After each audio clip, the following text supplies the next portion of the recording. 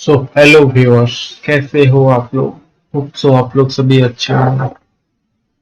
स्वागत है आपका मेरे चैनल नित्यमरण प्रयोग में। आज का टॉपिक हम लोग इलेक्ट्रॉनिक्स के बारे में पढ़ेंगे। Basic of electronics.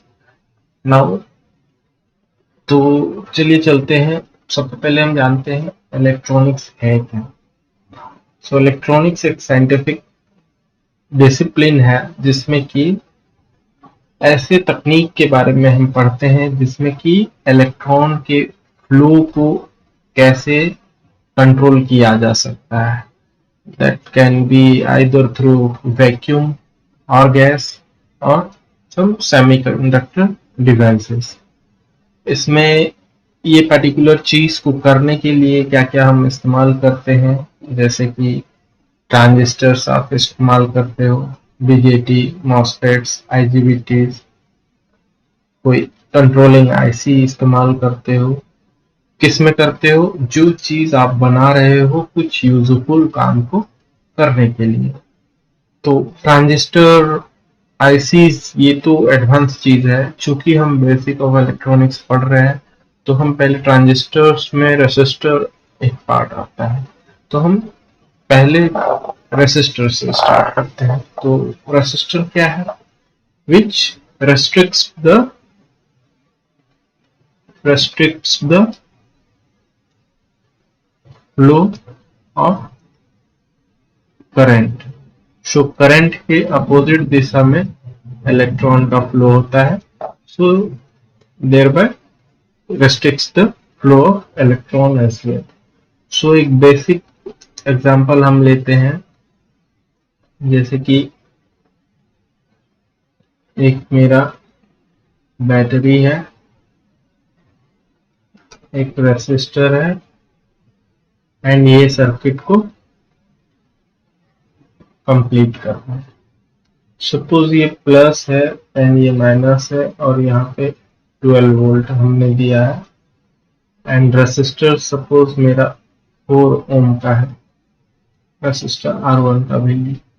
तो इसमें जो करंट का फ्लो होगा वो पॉजिटिव टू नेगेटिव होगा एंड इलेक्ट्रॉन का फ्लो वो हमारा उल्टा होगा करंट के फ्लो से। अब इसमें सबसे इम्पोर्टेंट चीज आता है, वो है Ohm's law, which is equal to V is equal to I into R।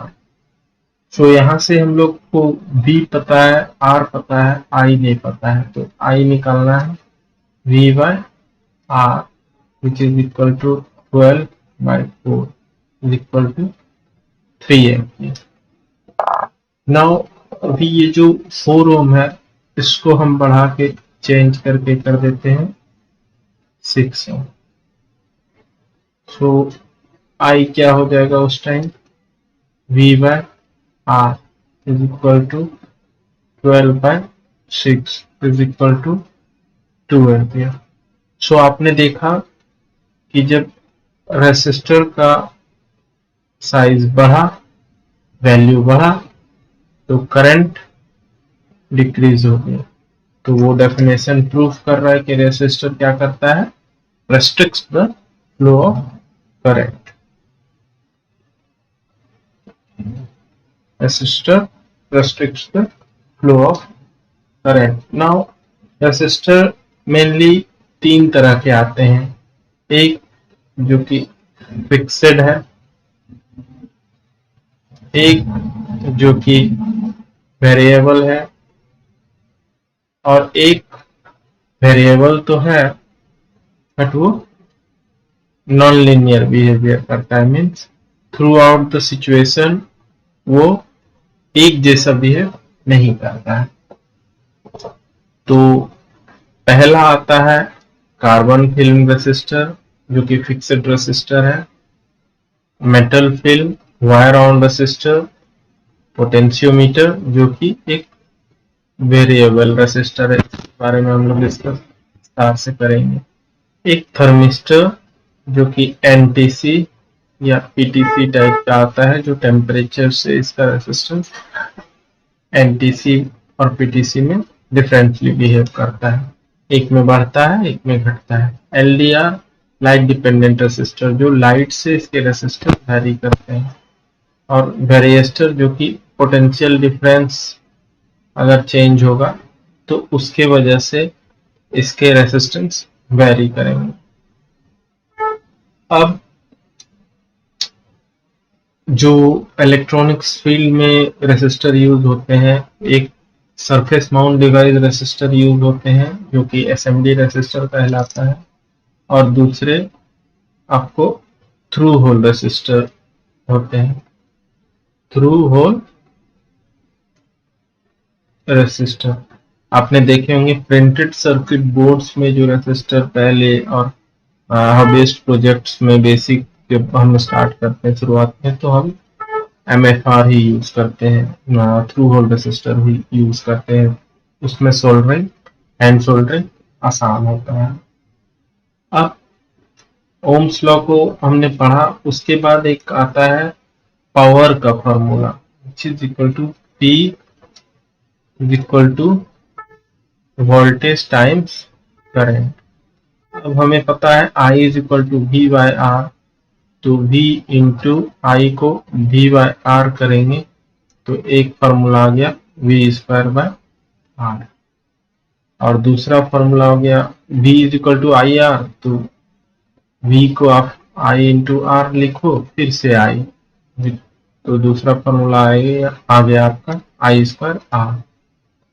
तो ये एक फॉर्मूला हो गया, ये एक फॉर्मूला हो गया पावर का। अब हम बात करते हैं कि कोई सपोज अपने को एक सर्किट दिया हुआ है एंड सर्किट में वोल्टेज का पता नहीं है। ये एक सर्किट है जिसमें कि एक रेसिस्टर है 100 ओम का, एंड ये 1/2 वाट का है। ये सर्किट कंप्लीट है एंड इसका वोल्टेज क्या है वो पता नहीं है, तो ये हम कैसे पता करेंगे। अब हमें पता है P is equal to V square by R। Now V is equal to P into R root over of. अब पावर मुझे पता है विच इज 1/2 इंटू रेसिस्टेंस पता है 100 which is equal to root under 50। तो इसके आंसर लगभग आएंगे 7.07। तो वोल्टेज आप इससे अभी नहीं कर सकते हो, अदरवाइज आपका रेसिस्टर जल सकता है। अब हम लोग एसएमडी रेसिस्टर जब सर्किट में इस्तेमाल करते हैं, तो एसएमडी रेसिस्टर बाय कंस्ट्रक्शन 3 तरह के आते हैं, thick film, thin film, MELF। Thick film resistor का जो डिस्क्रिप्शन है आप देखो इसमें, resistive paste on ceramic, ceramic material में रेसिस्टिव पेस्ट का इस्तेमाल होता है। थिन फिल्म में metal layer sputtered on substrate, high precision and low noise. इसमें टॉलरेंस जो होता है 0.1%, 0.2% का होता है थिन फिल्म रेसिस्टर में। एंड MELF में सिलिंड्रिकल विथ मेटल कैप्स। आप देखे होंगे खास करके पहले वाले जो इलेक्ट्रॉनिक्स पीसीबी थे उसमें ऐसे रेसिस्टर यूज होते थे, साइड बाय में कैप लगा रहता था रेसिस्टर का, बीच में coding, colour coding and cylindrical shape में होता था। Now by functionality, general purpose, जो normal pull up pull down resistors ये सब में इस्तेमाल होते हैं, वो general purpose SMD resistor.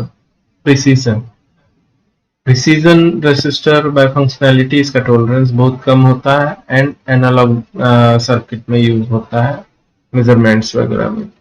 Now तीसरा पावर, जो कि करंट ज्यादा विथस्टैंड करने का कैपेबिलिटीज रखता है, उसको हम पावर रेसिस्टर बोलते हैं। मेनली मोटर ड्राइव्स में, पावर सप्लाईज में, ये सब में पावर रेसिस्टर्स यूज होता है। Current sense resistor mainly shunt resistor इसको बोलते हैं, जो कि पीसीबीज वगैरह में लगते हैं एंड उसके थ्रू करंट फ्लो हो रहा है, तो उसमें जो वोल्टेज जनरेट हुआ वो आपका ओपैम्प को जाता है एंड ओपैम्प के थ्रू एडीसी पिन को माइक्रो कंट्रोलर को वोल्टेज सेंस करने के लिए जाता है। तो मेरी प्रेसाइज होना चाहिए and current with stand capabilities भी होना चाहिए। तो इसको जैसे मोटर ड्राइव हो रहा है, half bridge, low side driving, H bridge driving, उसमें या बैटरी मैनेजमेंट में बैटरी को करंट से चार्ज करने के लिए, तो कितना करंट जा रहा है वो पता लगाने के लिए वो हम करंट सेंस रेसिस्टर का यूज करते हैं। चीप एरे रेसिस्टर हुआ जिसमें कि बहुत सारे रेसिस्टर्स एक ही पैकेज में रहते हैं, जिसका इनपुट एंड आउटपुट जो पिंस है वो उसमें निकले हुए रहते हैं। नाउ बाय पैकेज, इसमें ये इंच साइज है 0201 यानी 0.02 0.01 इंच, अल्ट्रा कॉम्पैक्ट, बहुत कॉम्पैक्ट, और वेयरेबल्स घड़ी वगैरह में, वॉचेस वगैरह में यूज होते हैं। 0402 इस तरह करके आपका 2512 जो कि बड़ा वाला power resistor, current sense resistor इसी साइज का, जब आप 10 एम्पियर 40 एम्पियर 60 एम्पियर का आप सेंस रेसिस्टर ढूंढोगे तो इसी साइज में आपको मिलेगा। कभी कभी तो आपको दो पैरेलल में लगाना होता है सो दैट करंट आपका कैपेबिलिटीज इसका बढ़े। अब बेसिक में बात करें तो रेसिस्टर्स को कंबाइन करने का दो टोपोलॉजी आता है, एक सीरीज, दूसरा पैरेलल। सीरीज में रेसिस्टर का एक एंड से दूसरा एंड जुड़ा हुआ रहता है, पैरेलल में ऐसा नहीं होता है। पैरेलल में एक रेसिस्टर दूसरे रेसिस्टर से इस तरीके से कनेक्टेड रहते हैं।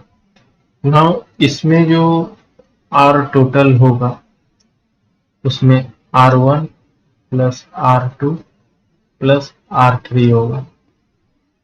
ये R1 R2 R3, इसमें जो रेसिस्टर होगा R total is equal to 1 by R1 plus 1 by R2 plus 1 by R3 का रेसिप्रोकल होगा। सो इसमें R1 नोट कर, R2 R3, इसमें सीरीज में जो करंट होगा R1 R2 R3 के क्रॉस सेम ही होगा, R1 R2 R3 के क्रॉस जो करंट होगा, करंट्स आर इक्वल। पैरेलल में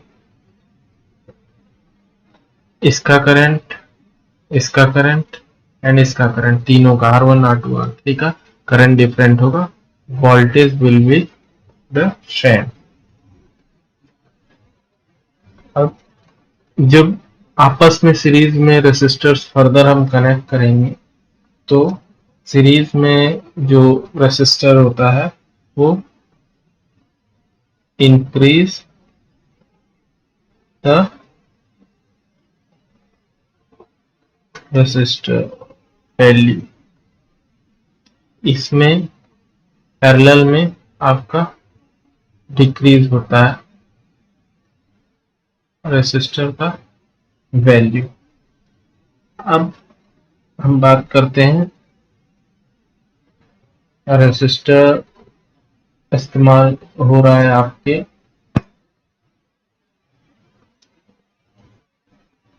एलईडीज को कंट्रोल करने में या एलईडीज को सक्सेसफुल ग्लो कराने में।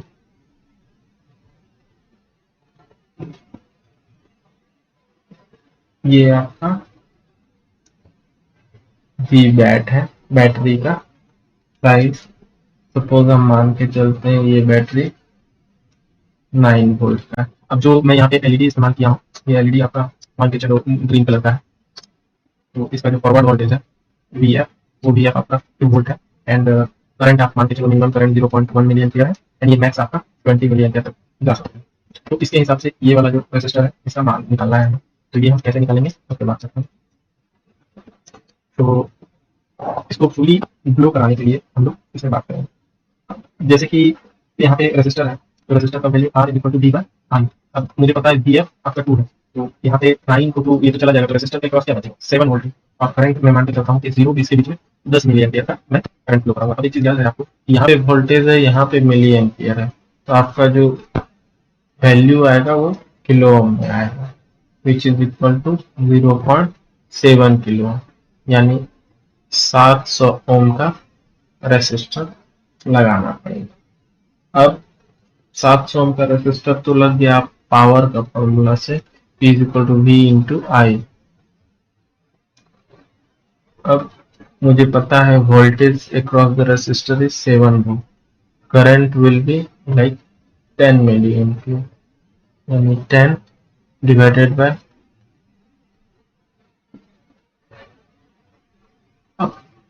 पावर का जो ये होता है फॉर्मूला, ये V इंटू आई, ये वाट यूनिट, ये वोल्ट है, ये करंट है। अब 10 मिली एम्पियर है, अब इसको एम्पियर में बदलने के लिए 1000 से मैं डिवाइड कर देता हूँ, which will be equal to 70 divided by 1000, which will be equal to 0.070 watt. अब हम बात करते हैं पोटेंशियोमीटर वाट। अब हम बात करते हैं पोटेंशियोमीटर को।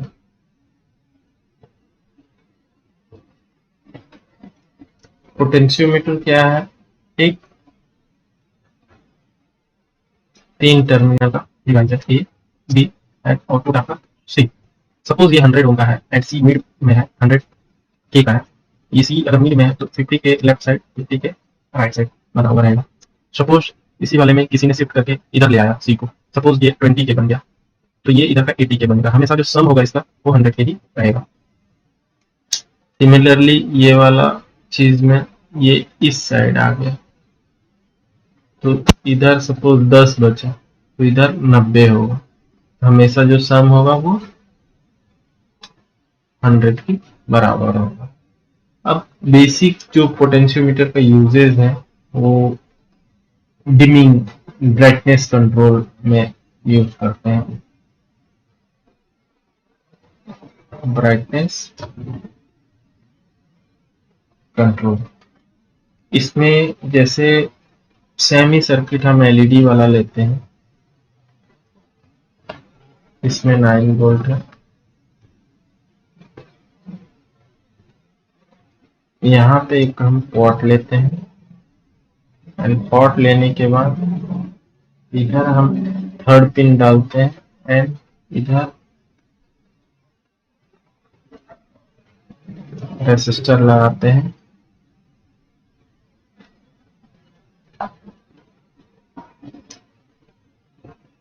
एंड ये हम ऐसे जोड़ देते हैं। ये एक्चुअली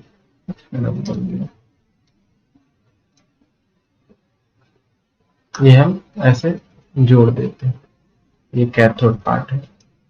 अब इसमें हम लोग को पता करना है कि ये रेसिस्टर का क्या वैल्यू होगा R2 का, और ये हमारा R1 है।